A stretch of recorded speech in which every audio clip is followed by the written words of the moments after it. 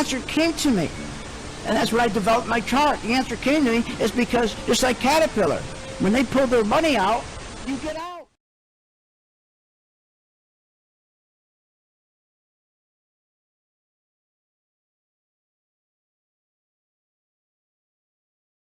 Whoa. It's your daily dose of how to manage your money. And now it's time for Phil's Gang on the Off the Wall Street Network.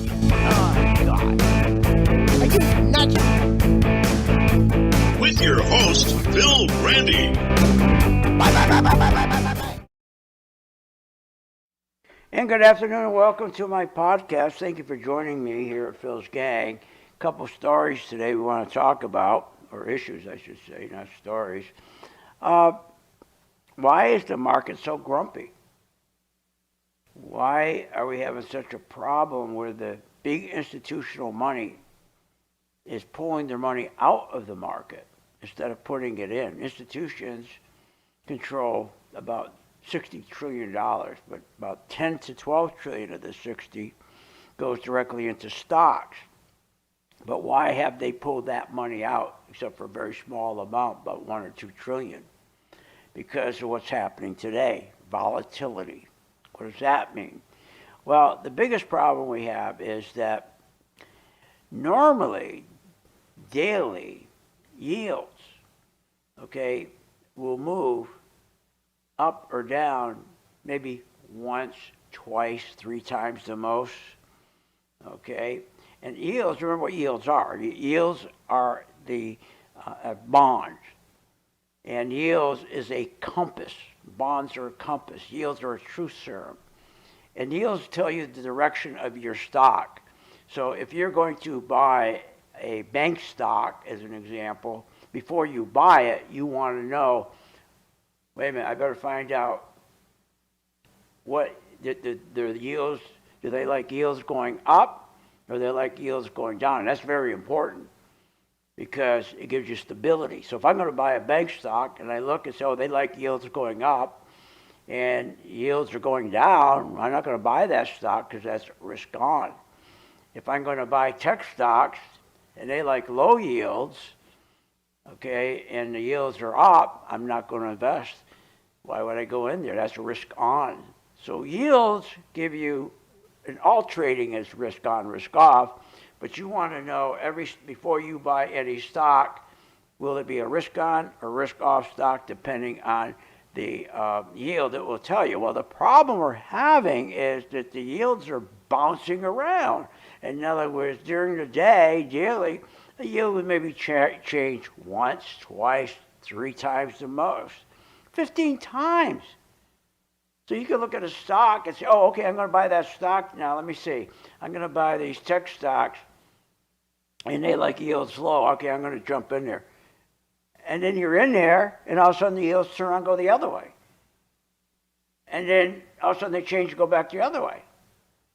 That's a big problem. Now, on a monthly basis, we've had these yields have bounced around, moving up from on a weekly basis, from 8 to 15 times during the week, 40 times.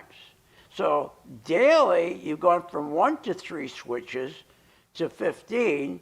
Weekly, you've gone from about 8 to 12, maybe the most, 15 the most, to 40. So that's why the institutional money has pulled out of the stock market and is sitting on the sideline. And that's why so many retail people, retail traders, are getting what they call trapped. Because they get into a stock, they never identify before they get into a stock what if I'm going to buy a material stock or I'm going to buy a home builder. They never look up to see, well, wait a minute, I want to buy home builder stocks, but we are on the yields today. Let's see, home builders like low yields, so before I buy that home builder, let me check and see if the yields are low. Well, if the yields are high, you're not going to buy, because why would you buy a risk-on stock? And the more stability, the less time it moves, the yields back and forth, and now it's like somebody giving you a signal, that's gone crazy. and that's what's going on. So it's hurting the market quite a bit, and we pulled 10 to 12 trillion. The institutions have pulled out, and that's bad because when they pull that kind of money out, what takes the place of the institutions are machines, computers, and programs. Are by a bunch of crooks are pushed into those machines, and they front run the market. Do all kinds of things, right? And the machines, if you get a big rally, let's say you decide to buy healthcare stocks, you get this big rally. But it's the machines that are creating the rally. And you start buying just before the rally's over. It'll turn around and drop. It will fade, come right back down. Why? Because machines, they don't hold the stock. They don't support the stock. Where if it's an institution, they buy healthcare stocks and it goes up 3, 4, or 7% that day, they'll make sure it stays up there. Because they're human beings. There's 6 people, 6 companies, so let's say 6 individuals who make sure when they get together and they want to push a certain sector up, they get together and make sure when that stock goes up 3, 4, 7, 10%, they're going to support it. They're going to make sure it doesn't come back down. Well, that's not what's happening now with the machines cut in place. You'll see a lot of stocks that are rallying during the day, and then all of a sudden it gives it all back. That's because you got machines. So it's become a big problem unless you know how to trade a stock by looking at the bond market. The bond market will always tell you the direction that stock's going to go. And when that stock decides to flip, or the trend, if you got an upward trend and you're buying the banks and it looks great and all of a sudden a lot of money's coming in, then the yield flips, they flip it on you, it's going the wrong way now. You know exactly what to do, especially if you know how to sell short. The other thing that's gotten that, why that's caused that to happen, is what's going on with the headlines with this stupid war we got in Iran. The longer this war in Iran goes on, the worse the market's going to get with the volatility of yields changing their positions from 5 times a week to 40 times a week. I mean, imagine you're in the stock market, you're trading a stock, and retail people have no idea. They don't even know what a yield is. They think it's an ice cream cone. They have no idea. So they're really getting retail. That's why retail people lose at least 85% of the time. Every trade they make, 85% of the trades they put on, 85% of the investments they put on, if they put it with a broker to put on, they lose money. That's a fact. Another fact that's interesting is everybody's talking about inflation. Go ahead and run those cuts. Chairman said at the outset, inflation's a choice. To the extent that we've had higher inflation readings in the last 6 to 9 months. Persistent, it might be temporary. Actually transitory this time. It's much more likely to be transitory. It's much more likely to be temporary this time. That's all garbage. It's all garbage and transitory. Inventory's here to stay, but what they said was, well, we're going to get rid of all this inflation because we're going to bring all these companies back. We're going to bring manufacturing back to the United States. How many times have you heard that? We're going to bring manufacturing back. No, they're not. They know they're not going to. They know they can't.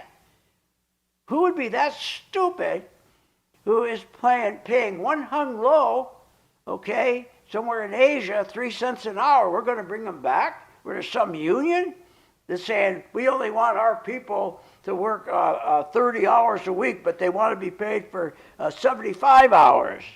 Oh, yeah, we have a new socialist party. Are you nuts? It's not going to happen. It's just not going to happen. And it hasn't happened. Manufacturing never left America. Remember that. America has left manufacturing, but they're not going to tell you the truth. And this fantasy that these factories are coming back is just BS. It's just all politics, BS. So 80% of the U.S. manufacturers that left this country to go overseas, 70 to 80%, haven't come back. They're still overseas. What the hell are they talking about? Since the 1900s, the U.S. companies that went offshore, less than 5% has returned. But all we hear is manufacturing's coming back. That's all bullshit. It's not. Sorry, I've slipped in the word. Sorry about that. But it's BS. Now, U.S. manufacturing output is up, they tell us, but jobs aren't. They say, well, look at manufacturing, it's up. But no, I want to know about the jobs. Are they up? No. No. All this automation, they don't need help. Manufacturing jobs are still down. Millions. They're down by millions since the peak. The U.S. workforce for manufacturing is shrinking, not growing. This is all BS. Don't listen to it. And I mean, this is all just nuts. All robots. Remember the CHIP Act? The CHIP Act. We're going to put the CHIP Act in, boy. We're going to get, this is going to be terrific. We're going to bring all these semiconductor manufacturing all back home. And everybody's in the Oval Office celebrating, oh yeah, we're going to be, oh, this is great. He's going to invest $22 trillion. They're going to invest $50 trillion, bringing all the chip makers back here. Bunch of BS that is. They haven't brought anybody back, bringing chip making, semiconductor manufacturing back home. Are you nuts? The reality is the CHIP Act is not, okay, it's not working out. U.S. companies are not returning from overseas. What it is foreign companies building new plants in America with our tax dollars. That's what's going on. We're not bringing the companies, the chip makers who left here and went overseas, they're not bringing them back. What's happening is you and I, we pay our taxes.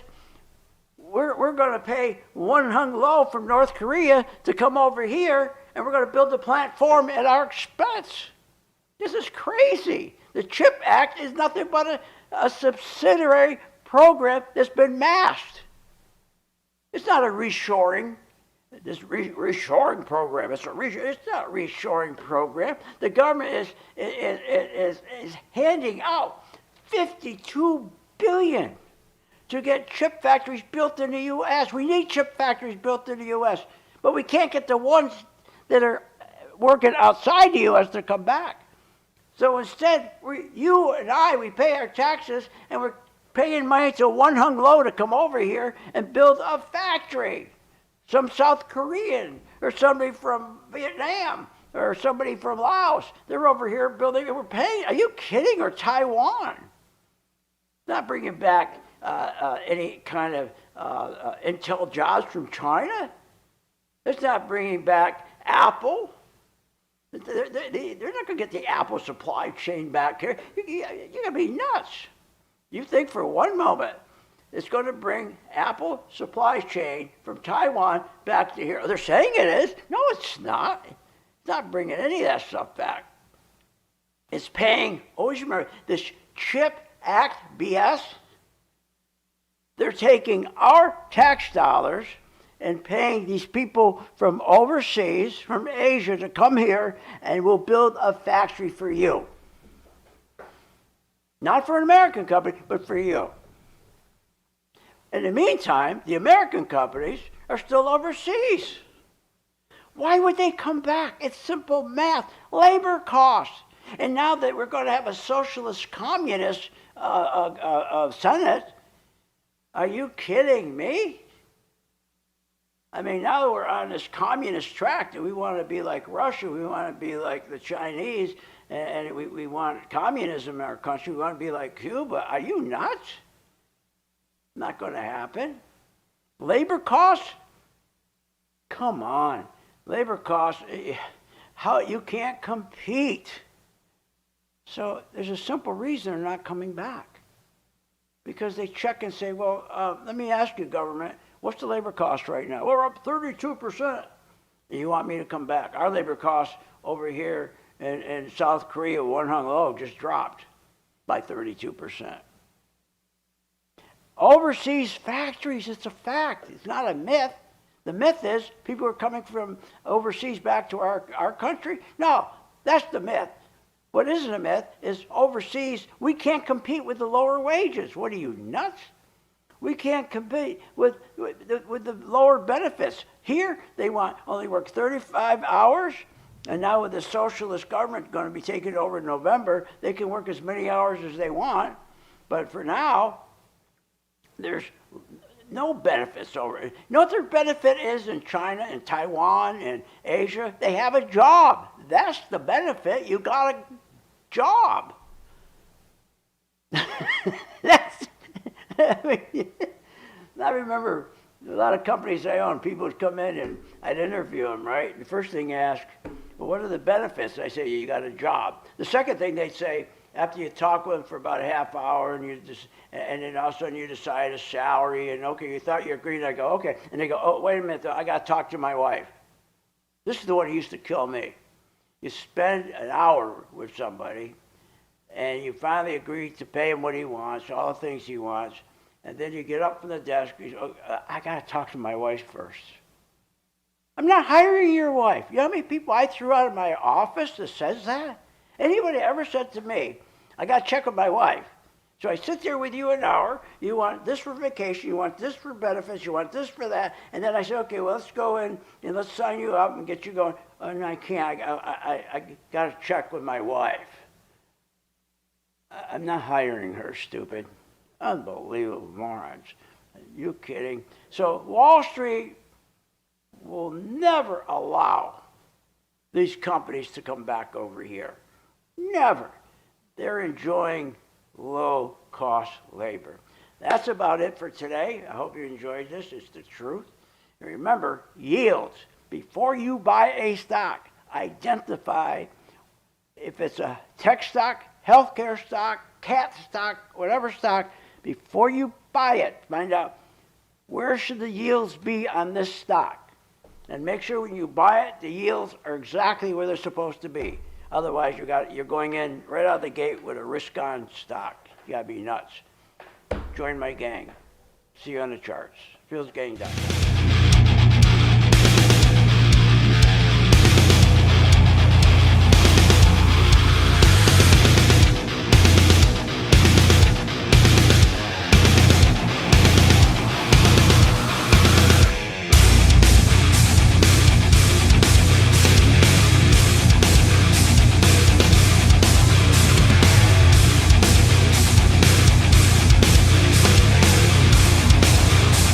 Are you nuts?